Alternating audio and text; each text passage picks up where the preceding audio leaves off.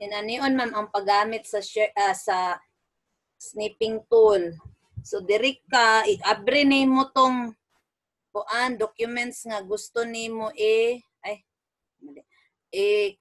screenshot.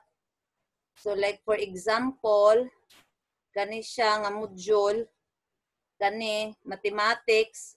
So imo tong i-open ang snipping tool diri sa search kani i-search nimo snipping tool kani siya, so i-open.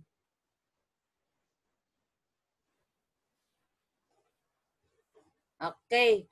So naara siya, imo ang i-click ning new. Oh, new snip. So i-click nimo na siya. Dayon nahimo na siyang cross. So pag cross ana, imong i-right click ana siya. I-drag dayon nimo ang cursor. Na. Dayon nara, so dire kuan nimo siya. I-save.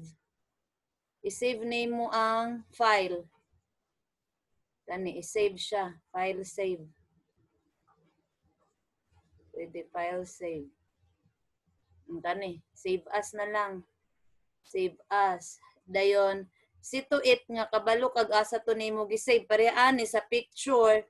So butangan nimo capture one para kuan mailhan nimo unsa na siya nga pwede ilisdan nimo title para may baw-an nimo nga mauna siya nga picture then save.